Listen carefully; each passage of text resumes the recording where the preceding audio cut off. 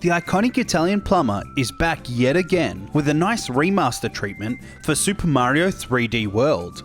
However, the term remaster doesn't quite fully explain what the team at Nintendo have done to improve and in some cases even overhaul this game.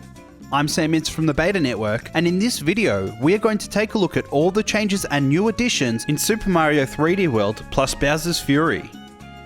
Diving into 3D World, one thing becomes abundantly clear. Nintendo does not want Mario to be walking through each stage as if he's taking a stroll on a Sunday afternoon.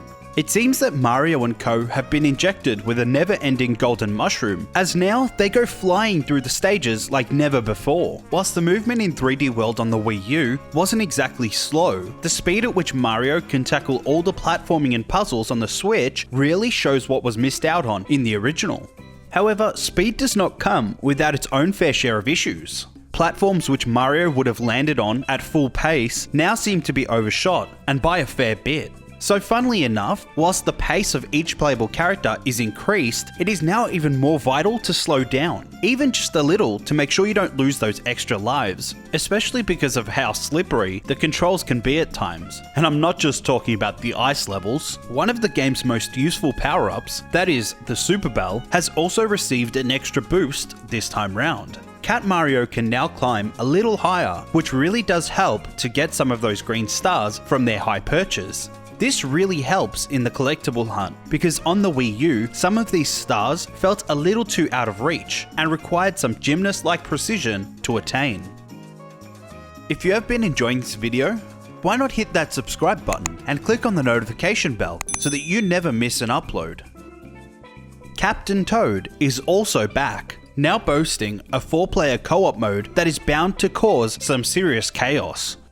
I'm certain there will be some players who will argue about how the camera should move to complete some of these interesting puzzles.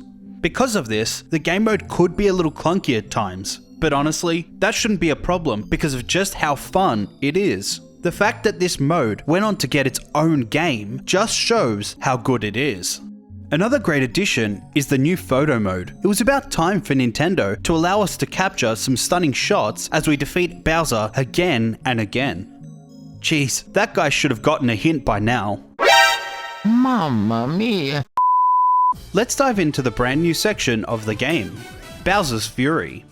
First off, let me answer the burning question. Does it have any intense Super Saiyan showdowns like Dragon Ball Z, since Mario can Mega Transform and sprout some luscious golden locks? Well, kind of.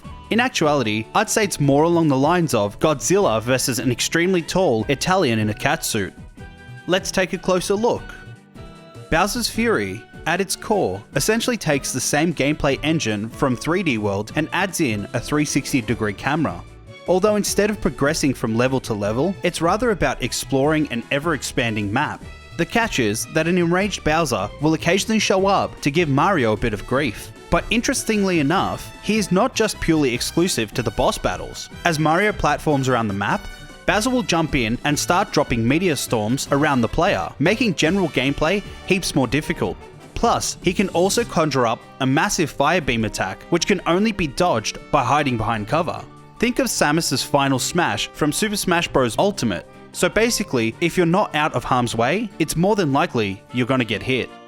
That being said, Bowser's persistent, lingering presence does seem to be quite intense at first. But once you realise that all his non-boss encounters are on a timer, and the fact that you receive so many different power-ups that you can keep on hand, that perceived threat suddenly goes right out the window.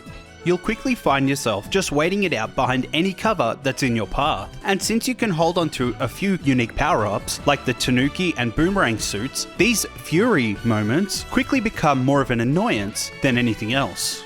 The actual boss battles with Bowser are pretty standard. It's the usual dodge, wait for an opening, and strike. Bowser can lay out some black sludge that will cut down your movement speed, but there's nothing that's really new here. Although, I guess it does feel a bit more epic than usual, since both characters are transformed up to the size of a 100-story building. But Odyssey does these battles a lot better in my opinion. Speaking of Odyssey, the general gameplay of progressing from island to island seems like a small step down here, especially in the acrobatics option. You can't bounce off your hat or execute Mario's famous triple jump, which is a major letdown. The level elements themselves aren't of the same caliber as Mario's Grand Adventure either, but they do get the job done at the end of the day. I did like riding around the map super fast on that dolphin thing, and using different power-ups in a true 3D Mario was really cool. The team up of Mario and Bowser Jr. works really well too, and the AI is actually helpful. Bowser Jr. will take out enemies, pick up coins, and even items without you having to lift a finger. Great stuff there. You can also let a second player join in on the action and control Bowser Jr., and it's honestly really fun. Whether you're playing solo or with a friend, you're bound to have a fun time together.